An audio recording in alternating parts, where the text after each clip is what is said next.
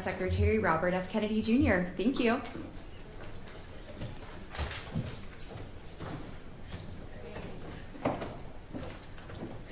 Good morning, everybody, and thank you for joining us today. Every dollar that the federal government allows to be lost to fraud, waste, and abuse is a dollar stolen from American patients and from the American taxpayer. And that's money that should be going to legitimate health care. President Trump directed us to end this corruption after President Biden and my predecessor, Xavier Becerra, allowed it to flourish. Our job is not just to catch the bad guys, our job is to stop the fraud before it happens. Today I have two major announcements. The first, CMS is pausing more than $1 billion in federal Medicaid payments to California and to Minnesota because of suspected fraud and non-compliance. That includes more than $867 million for California and over $200 million for Minnesota. If those states want that money, they need to provide documentation that these payments are legitimate. We use traditional financial verification, we used AI, advanced analytics, and other cutting-edge tools to identify suspicious activity and potential fraud. In Minnesota, the funding involves 14 high-risk areas that Minnesota's own legislative auditor has identified as especially vulnerable to fraud. In California, we suspect much of the questionable spending involves in-home services. And second, I'm pleased to announce that another significant step forward in the Trump administration's battle to end fraud. Under my authority as HHS Secretary, we are expanding the exclusion authority. Now both CMS and the Office of Inspector General will be able to use that authority to remove bad actors from federal health care programs and in many cases to permanently ban them from returning. Unlike Medicare, states control most of Medicaid's funding and they provide the guardrails. We provide the funding, the states are responsible for how they spend it. And by law, they must document how they spend federal dollars. And we have reason to believe that taxpayer money is being misused, especially through fraud. We have a duty to stop the payments, demand answers, and then follow the evidence wherever it leads. If Governor Gavin Newsom or Governor Tim Walz wants this funding released, all they have to do is provide basic documentation showing that these services are legitimate and not fraudulent. And that's common sense. But the Biden administration abandoned that kind of oversight. Instead of protecting your money, they opened the floodgates to theft. They dismantled basic program integrity and oversight. When Xavier Becerra came into this office, there were only 80 individuals involved in the program integrity program. By the time that I got in, there were only 6. 74 of those were gone. That's 6 individuals responsible for ensuring program integrity and guarding against fraud in 50 states and 5 territories. Even when they suspected fraud, the Biden HHS sent checks anyway and tried to claw back the money later. It didn't make sense and it didn't work. The scammers got paid, the taxpayers got stuck with these enormous bills. Under President Trump, HHS is restoring common sense. We are not sending Medicaid and Medicare dollars out the door until we have confidence that they are being spent lawfully and appropriately. CMS is working alongside the White House Task Force and our fearless leader, J.D. Vance. Together, we've already identified and stopped $42 million in Medicare fraud. That is more than the GDP of 72% of the nations in the world. That's how much fraud, waste, and abuse the Trump administration has uncovered and stopped in just one federal agency. If left unchecked, That kind of fraud threatens these programs and the people who rely on them, the most vulnerable populations in our country. President Trump wants to protect Medicaid and Medicare, and we are doing that by remaining strong and guarding against the fraud, waste, and abuse that jeopardizes those programs and the Americans who rely on them. As FTC Chairman Andrew Ferguson, who helped lead the White House task force, put it, our benefit programs and our whole society were designed for high-trust people. The Biden administration nearly broke that high-trust society. They looked the other way while fraud, waste, and abuse exploded, and they incentivized fraud, waste, and abuse in all 50 states. They held no one accountable. They violated the social contract that makes this country strong and that makes our democracy function. To restore that trust, we have to enforce the law. We have to end the fraud, waste, and abuse. And this administration will do whatever it takes to keep your taxpayers' dollars out of the hands of criminals and fraudsters. If your state wants Medicaid funding, it must meet basic documentation requirements. And if we suspect fraud, you will not receive taxpayer dollars until you prove that those payments are legitimate. That's how we make America healthy again.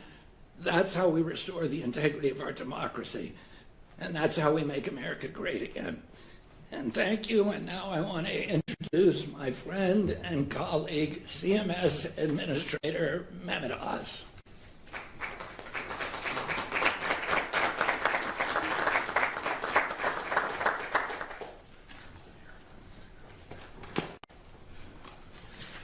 As a physician, I'll tell you that if you stand for long periods of time, you'll get varicose veins more likely. So there are a few seats here, for many of them back who are standing. I'm gratified by the large number of individuals that came. We do have seats if you wish to sit. Secretary Kennedy, thank you for allowing us to crush fraud. It's one of the OKRs that Kim Brandt will speak later, designed early in this administration to make sure that we would tackle these challenges. I also thank the Secretary for delegating exclusion authority to CMS. We will use it judiciously, learning from March Bell and other allies who have already been afforded that ability, that delegation. I also want to thank the President, which we're speaking about today. The people behind me are that all-of-government approach. They use all levers of government to be able to make sure we protect those on Medicare and Medicaid programs. We are making massive headway, as Secretary Kennedy outlined. We're protecting American taxpayers, American patients, and the outrage, the anger that America feels crosses party lines on this issue. It's very, very difficult for anyone on the political spectrum to think it makes sense to throw money away, especially since we think there are foreign multinational organizations involved in some of this weaponized fraud. In coordination with HHS, obviously, OIG, the DOJ, the White House Fraud Task Force, most importantly, in this case, the states, we have an ability to prevent $100 billion going out the door. The number that Secretary Kennedy outlined that the CPI group has already stopped to $42 billion is a stunningly high number, but it shows the amount of success we've had. Let me introduce some people behind me. You heard his quote earlier, runs the White House Anti-Fraud Task Force. Scott Brady on that team as well. Justin Leader-Lewis, White House Task Force, also joining us, and we'll speak later. March Bell from OIG, Dan Brillman, Rory Howe, Kim Brandt, Janine Ilugo, and Steve Farina are all parts of the CPI entity that has been so effective in cleaning up the mess that we inherited a year and a half ago. Today, we are calling on two states, because this is a partnership. We need states involved. But there are two states in particular today that we have concerns about, California and Minnesota. We want them to come alongside us, federal partners, to ensure that Medicaid dollars go to the services that are required by real people with real problems getting real care. All those have to fit together. We have uncovered, unfortunately, already, in the last 18 months, billions of dollars that have been stolen from the American people, taxpayers, and from patients who often have lost their health, their lives in these scandals. And those have only been used, those funds, to pad the pockets of criminals. No mas, no more. It stops. Every quarter for years, CMS has asked states to show us the receipts for their expenditures. In this administration, we took it to another level. We asked them to focus on targeted high-risk services, services that are often provided by your family, often provided by unlicensed individuals in unsupervised settings, doing things that we couldn't tell if they were actually happening. Those services, because they're high risk, demand that we're more thoughtful, more insightful about how we audit them and decide that they're legitimate or not. These are the areas where the data tells us that there is fraud and waste, and they're likely to occur. They do occur, and we're identifying it with unfortunate ease in the system. When there are signature and significant outliers, patterns that we've identified, anomalies that seem to happen again and again and again, federal law mandates, requires us to pause that funding so that the states fix the problems. That is the story behind today's announcements. In Minnesota and California, our reviews are going back just over the last few years, turned up the same recurring theme again and again, every single quarter, claims in these same high-risk categories that the states have not yet been able to document fully and acceptably to the federal government, claims that are unresolved, and claims that smell like fraud. And if it smells like fraud, we're not paying for it anymore. Today we are deferring over $1 billion in federal Medicaid dollars, $1 billion to Minnesota and California until they can substantiate their claims from this past quarter of audits. Here's the breakdown for each state. I want to give you the details. You may have questions on it later on, but I want you to have all the data in one spot. In Minnesota, we're talking about 14 high-risk programs, high-risk service categories like personal care and home-based services. Again, often these are services that your family would typically have provided for you, that the federal government has started to fund, but unfortunately it can be abused. Roughly $413 million in claims were under review this quarter. That was the total in Minnesota. Of that, $3 million, a little over that, is tied to specific documentation gaps. As an example of a documentation gap is charging us for care you provided to a deceased person. We're not going to pay for health care for dead people. And over $3 million in Minnesota. You'll see the numbers in California in a second. And billing for Medicare, or rather Medicaid beneficiaries or providers who are deceased is a red flag to us that you're not doing your homework well. Another portion, over $42 million, comes from claims tied to nearly 870 providers that we flagged through fraud detection analytics. We identify people has been of a character that historically defrauded the government. We don't trust them, and when we see bills from them, we scrutinize them more aggressively. However, the largest part of today's deferral comes from something that's new this quarter, not something worth paying attention to. Minnesota, all 50 states, but Minnesota in particular, was asked to audit all the people providing services in these high-risk areas. And Minnesota itself disenrolled roughly 3,000 providers. 3,000 providers who historically could send bills willy-nilly and be fine. They themselves have disenrolled them for failed background checks, failed site visits, and other issues. This raises questions about the claims tied to these same providers in the quarter before they were removed. Again, Minnesota removed the providers. We look back to see how much they billed us last quarter, and unfortunately, it was a lot. It's a big part. It's the majority of the $199 million that we're deferring from Minnesota today. Now let's go to California. This is the focus in California. It's called In-Home Supportive Services, IHSS. Again, going to someone's home, providing them care that oftentimes their families would have offered. This provides care for seniors and for people with disabilities so they can remain safely in their own homes. Done correctly, these programs could make sense. Over the past 2 federal fiscal years, California's spending in this program, this is a critical statistic, comparing state to state. California's spending in these in-home programs went up 24%. The rest of the country's average is about 12%. So California increased spending at twice the rate of the average of the rest of the entire nation. That doesn't make sense.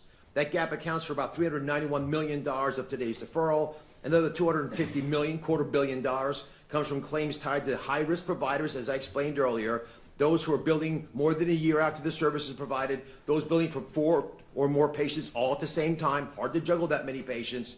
And if they ranked the top 2.5% of all billers, we were worried about them.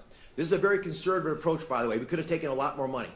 But this, we believe, is a very thoughtful, judicious way of moving forward. The final comes to about $5 million, by the way, when you also add some of the other red flag issues. And particularly the $5 million covers bills that were paid after a beneficiary's date of death. It's a bad look, again, when you're billing the federal government for dead people's health care, not as needed after they pass, or during a hospital stay when they weren't possibly at home to get the care you're claiming you gave them, or if they're outside the eligibility barriers. This total audit adds up to $646 million directly tied to our review of the in-home services. But there's another big part here that California has still not rectified. As part of our standard quarterly oversight, including a focused review of claims involving individuals with unsatisfactory immigration status. Unsatisfactory immigration status means you can't prove that they're supposed to be in America and that they're eligible for these services. Because this is an ongoing massive problem for California, we're also deferring an additional $221 million this quarter. Dan Brillman will speak more specifically about these. But altogether, $867 million deferred from California today. Added together, it's over $1 billion. California and Minnesota, the states and CMS have a stake in getting this right, protecting our most vulnerable. That's why, as a whole of government approach, it takes vigilance on both sides. We are committed to supporting this program, to cleaning up the fraud in healthcare. We need states to be true partners, coming up and working with us to fix these problems, to protect the American people. Someone speaks to this more powerfully than anyone I know. Dan Brillman, who built a very large business outside of government, gave it all up to come into government, is in charge of CMCS, which is Medicaid and CHIP and other services.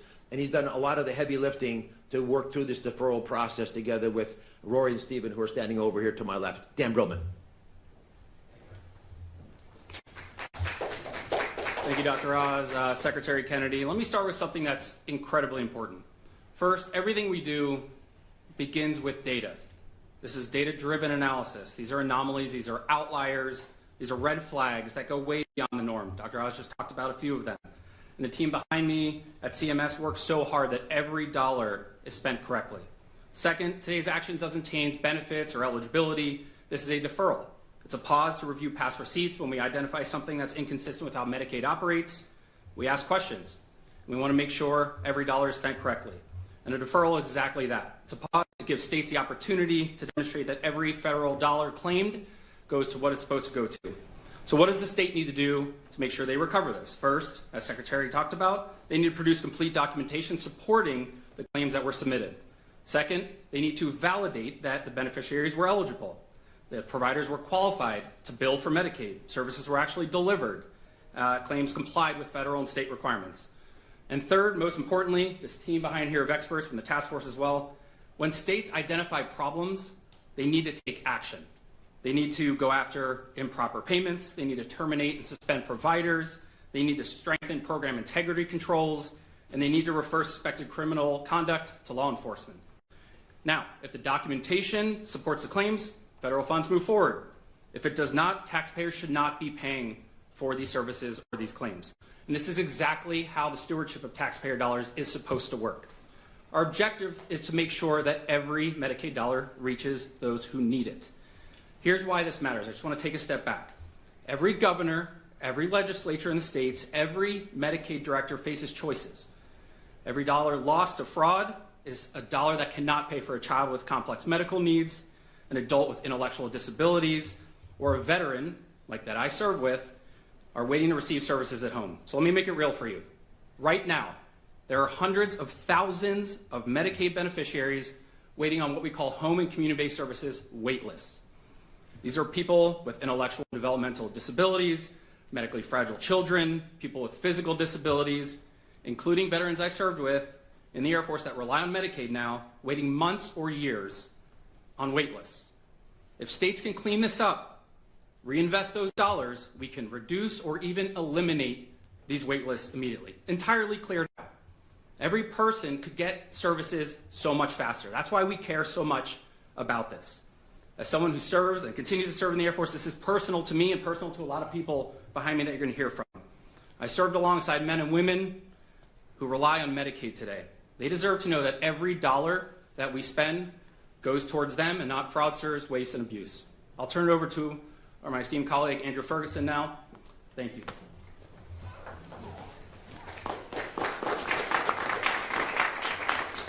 Thanks, Dan. I'm from the President's Task Force on Fraud. The Vice President, when the President put him in charge, articulated a two-pronged approach to fighting fraud in the federal government. The first, as Secretary Kennedy and Dr. Oz discussed, is we have to switch from the process of letting money flood out the door from the federal government into the world and then chasing it and hope we can get some of it back. It doesn't work. It's not how to fight fraud. The way you stop fraud is you prevent the money from walking out the door. We've heard a lot about what CMS has done just in the last couple weeks to make sure that every single dollar is accounted for, that the money that American people have turned over to the federal government, that they earned, their money that they turned over to the federal government in an act of generosity to help their fellow citizens, is actually going to help their fellow citizens. The second prong that we talk about is making sure that people who commit fraud go to jail. Just last week, or just a couple weeks ago, on that front, the Department of Justice announced the arrest or indictment of more than 400 fraudsters who had committed more than $5 billion in Medicaid and Medicare fraud against the people of the United States. The results on the enforcement front have been massive. Just 2 months ago, Director Kash Patel at the FBI, at the instruction of the Vice President, created the top 10 fraudsters most wanted list. And just since its creation, we have extradited 3 of the top 10 from foreign countries, from Turkey, from Somalia, from the Philippines. Just put that in context. 4 years ago, the FBI under the previous administration was arresting grandmothers for praying rosaries outside of abortion clinics. And today, the FBI is chasing fraudsters who have built billions of dollars from American citizens to every corner of the world and bringing them back here to face justice at the hands of the people that they have hurt. So on the enforcement front, the work of the acting Attorney General, Todd Blanche, soon to be Attorney General Todd Blanche, has been phenomenal, and it will continue. We've heard a lot about what we've done on the anti-fraud front by keeping money here at the HHS. I just want to talk about some of the work that the other agencies have been doing simultaneously. The Department of Education, not a place you would probably think a lot of fraud is happening. Billions of dollars of loans are paid out to fraudsters who sign up for loans and for college degrees just to get the money and run. Just since the task force was formed, they've blocked more than $250 million from walking out the door, and estimate that their anti-fraud efforts that Secretary McMahon picked up from nothing. There was no anti-fraud work being done at the Education Department under the Biden administration.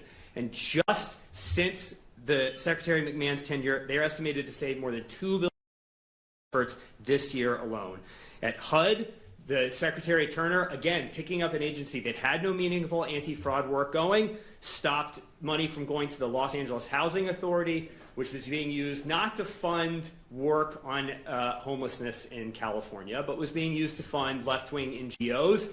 They are now cut off from receiving any more federal funds. And just yesterday, HUD announced that the Virgin Islands Housing Authority, which has received hundreds of millions of dollars to rebuild the islands after hurricanes, and was not using that money to rebuild the islands after hurricanes, has also been suspended from receiving federal funds on the same ground, that the money is not being used for the purposes that American citizens are turning it over to these governments to use. Similarly, at the Small Business Administration, Secretary Loeffler's team has identified more than $123 billion in fraudulent SBA loans just this year alone, and is on track to stop nearly $1.5 billion and claw it back in this year. And the Department of Labor, our unemployment insurance program, is critically important for Americans who are experiencing hard times, has uncovered $5.3 billion in fraud. And thanks to the work of Acting Secretary Sonderling and Inspector General Disposito, is working hard every day to recover those funds and get them back into the hands of the American taxpayers from whom they were taken. We've heard a lot about big numbers today, and they're really important, but I want to pick up on something that Mr. Brillman just talked about, which is more important than just the numbers. This fraud doesn't just hurt all taxpayers. It does. CMS alone pays out $2 trillion of money that American citizens turn over to HHS to help their families and friends and neighbors in need. That's more than the GDP of almost every other country on the planet that HHS pays out every year alone. But this isn't just about money taken from our pockets. This money, like Mr. Brillman was explaining, that should be going to people who actually need it, go to enrich the worst people in our society.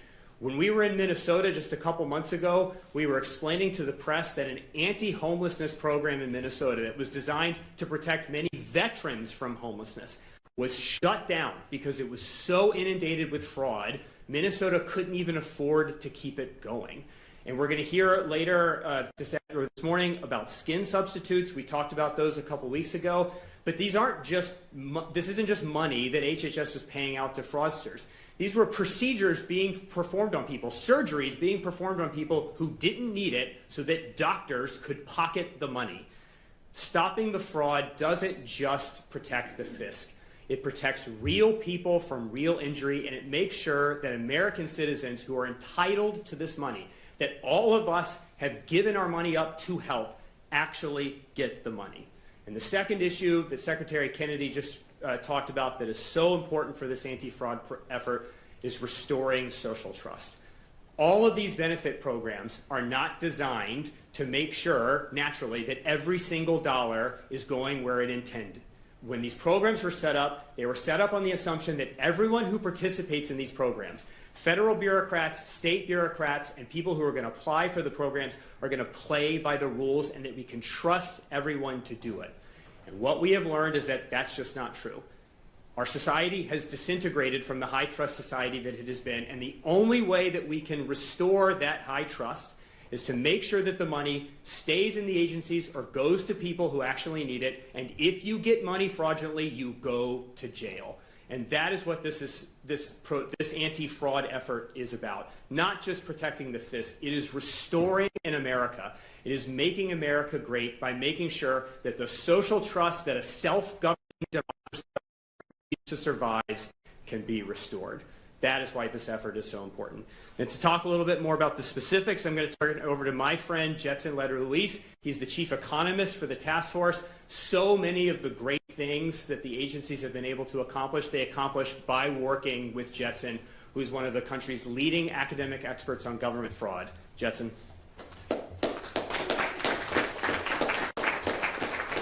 Thank you, Chairman Ferguson. I appreciate that. My name is Jetson Leder-Luis, and I'm the Chief Economist and Deputy Executive Director of the White House Anti-Fraud Task Force. I just want to give a shout out and big thanks to Vice President Vance, without whom we could not be doing any of the things today. When fraudsters steal from federal programs, they are stealing from the American families that need those benefits to survive, and I take that personally.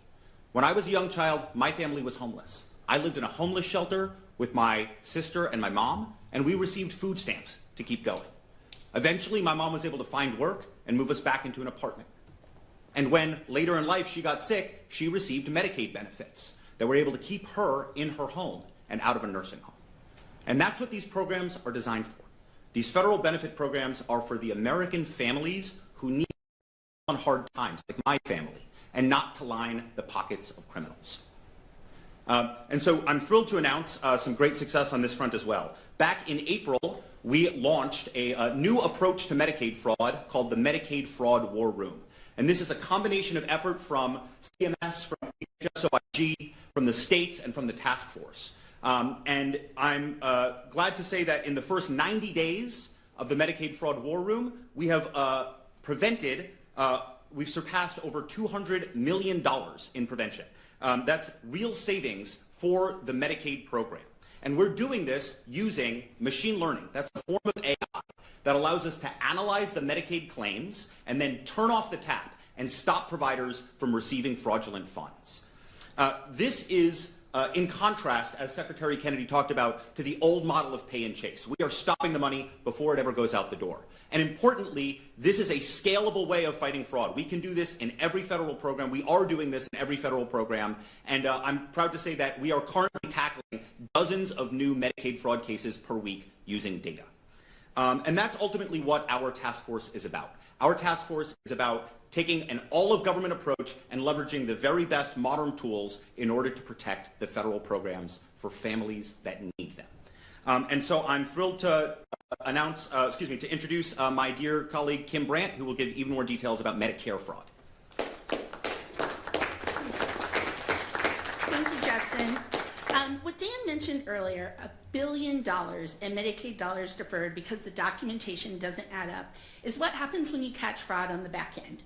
It matters, but I want to tell you about what happens when you stop it on the front end, because that is where CMS has been focused, and we are seeing huge results.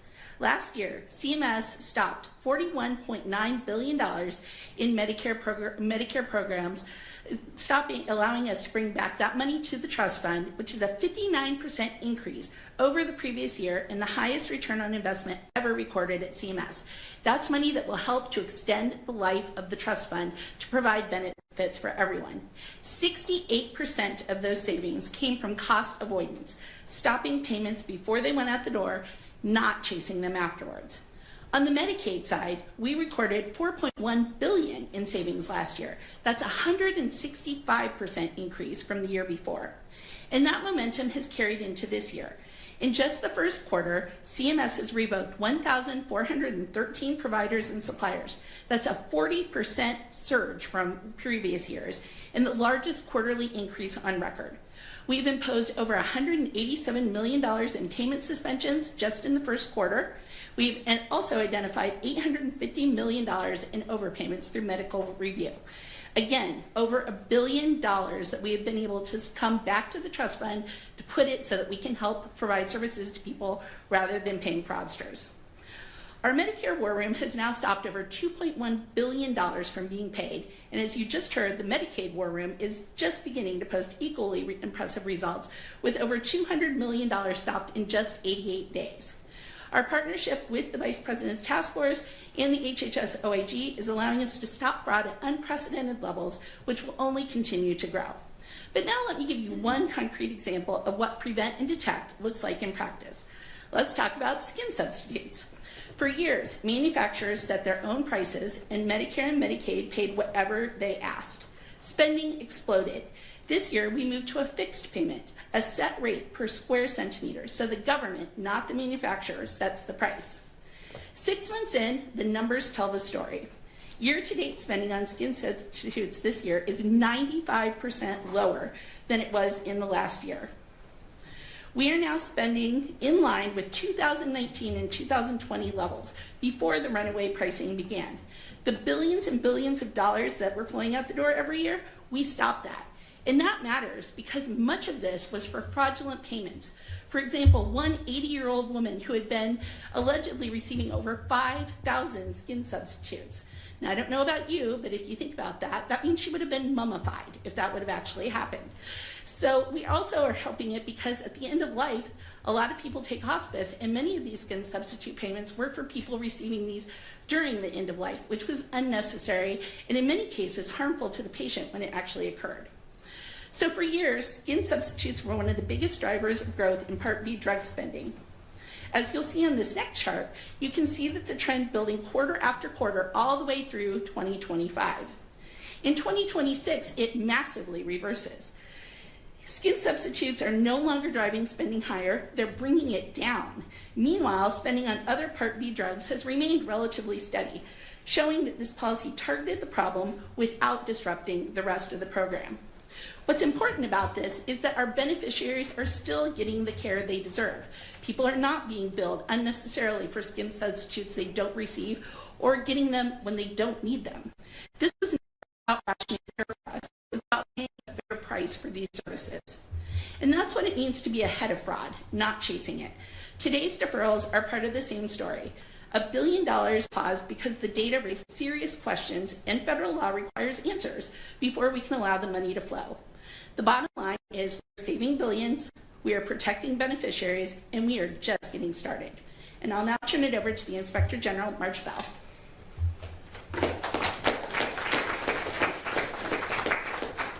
Thank you very much, Kim. I'm very proud of the work that the Office of Inspector General and CMS do together, especially this 90-day and running partnership in the Medicaid Fraud War Room. And I'm also just pleased to be part of the Vice President's Task Force. The leadership of that task force is on the podium here. Don't want to forget about that. It's like a declaration of independence on the stranglehold that fraud has had on our programs, our tax dollars, and our beneficiaries. And without the leadership of Secretary Kennedy, Dr. Oz, Kim Brandt, Andrew Ferguson, and others, we would not be where we are today. By the way, I used to get an hour a week with Jetson. He's one of the smartest people I ever met. He would come by and ask questions and make observations, and what an asset he has been to this whole effort. Now, the OIG core mission has always been waste, fraud, and abuse. We have investigators, auditors, evaluators, data analysts, and a legal team who are on the front lines of fighting Medicare, Medicaid fraud, and other fraud as well. I want to just say something first about the legal team. Last year, our legal team did 2,600 exclusions.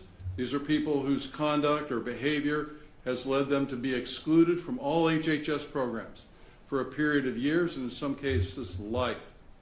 You've heard about some of the cases that lead to exclusion, but I'm very thankful for the innovative idea, the creative idea by the Secretary to also delegate that authority to CMS. This is going to be a force multiplier. It's going to create additional momentum, and it's going to exclude additional bad actors. Now let me introduce you to the men and women. Just walk through the hallways of the OIG office for a minute. The investigators who do the cases, there are over 400 of them spread around the country. $15 returned to the FISC for every dollar they spend. For every dollar to fund them, they return $15 usually to the Medicare, Medicaid trust funds. A great ROI. In June, they led the investigation with HHS, other parts of HHS, the FBI and others, 455 defendants, 5.6 billion patients were at risk, exploited trust, taxpayers' money siphoned. The return on the enforcement action has great monetary impact, but I never really thought about it this way until Dr. Oz mentioned it, that if we cut all the fraud out of the healthcare system, it extends the Medicare and Medicaid trust funds out years into the future. What a gift that is for the taxpayers, for Congress, who doesn't have to find more money, and for the recipients of that money. There's another fact about fraud I like.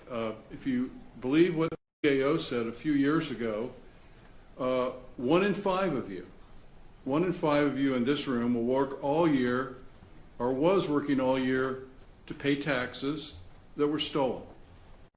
That's the ratio. That's how high GAO believes it is.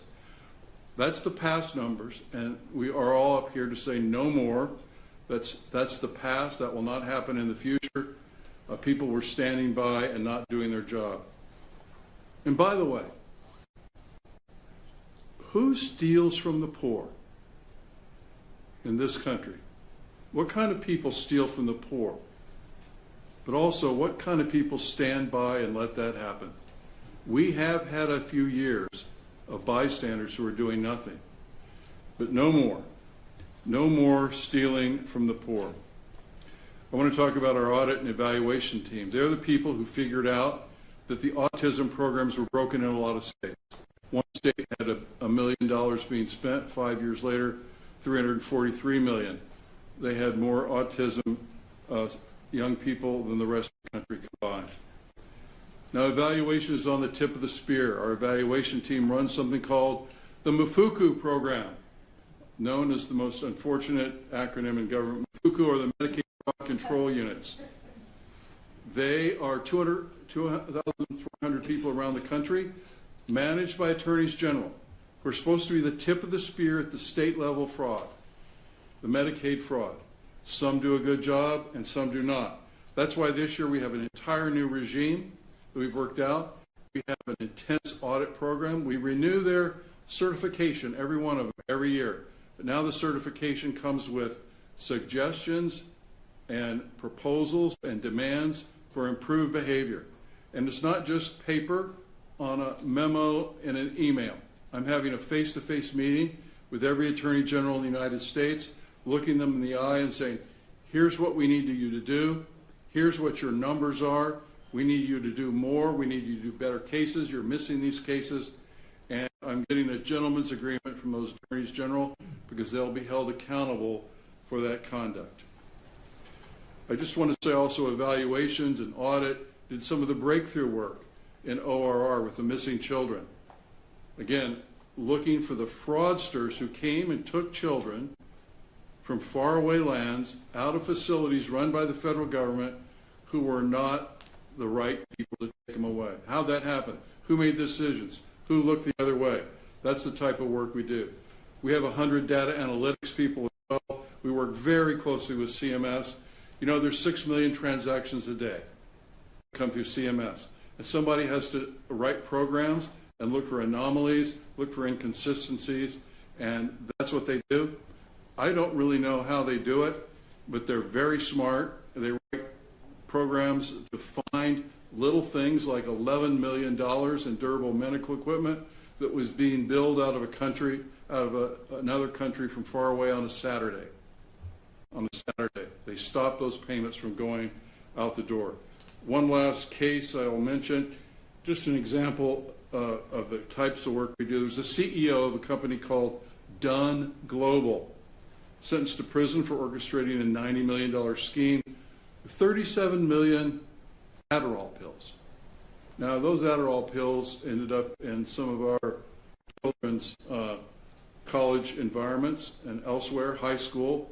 She was giving anybody who asked for them Adderall, writing prescriptions. She defrauded the insurers and was on social media promoting Adderall, prescribing to people who probably didn't even know what ADHD was. This type of case highlights the consequences of not doing fraud work. Bad drugs out on the street in the hands of people who have no business handling. As the Secretary said, every dollar we spend, waste, fraud, and abuse has a human face. Some of us have people who are receiving Medicare or Medicaid who've had trouble because of fraudsters. And this group up here says, no more. Thank you very much.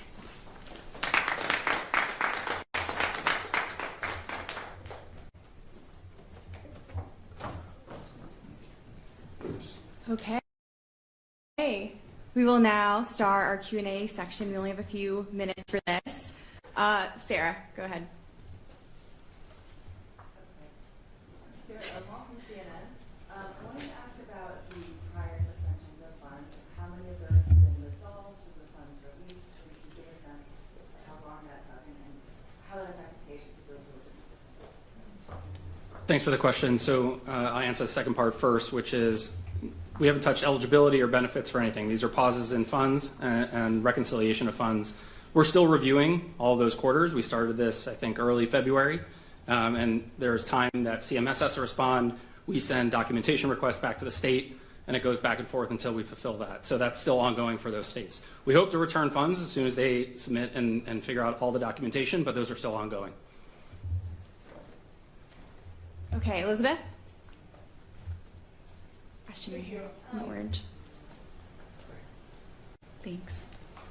Thank you so much. Have you been in touch with Governor Walz in Houston before this pause? And if so, have they expressed willingness to work with you to get this funding back?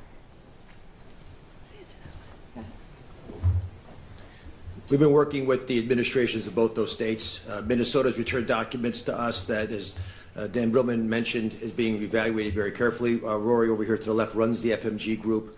And it's this team that is working through the numbers to make sure that when there's demonstration of truth in the documents, of course, it's a deferral. The purpose is to give the money back if they can demonstrate that it's truly been well spent. We're still working through many issues with California. It's a much bigger program and lots of different kinds of issues happening in California. Okay, great. We'll take one more right up here. Elizabeth Schulze with ABC News. This is just for Secretary Kennedy. As you know, thousands of Americans have gotten sick from the cyclosporiasis outbreak. Would like to get your take on, does the federal government have this outbreak under control right now? We do have the outbreak under control. We have done extensive forensics, epidemiological forensics, and we've identified the source of the outbreak. We and the companies that have been involved have implemented a recall. Any response to some of the criticism that the cuts to the federal agencies under your leadership has slowed the response to the outbreak? Those criticisms are invalid. We've had no cuts in our surveillance program. We did cuts in the FoodNet program, but they were for redundant surveillance, and all the states will tell you that. We're still doing forensics. We're still doing surveillance in all the states. Great. Thank you, everyone. That concludes our press conference. And then everyone on stage, we're going to take a picture in front of the podium here. Just get you all lined up for Amy in the middle.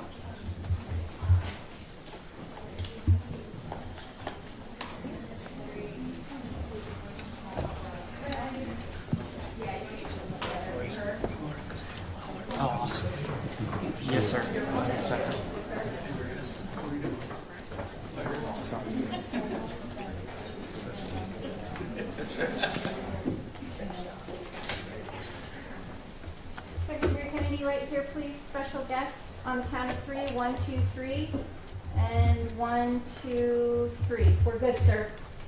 Great, thank you.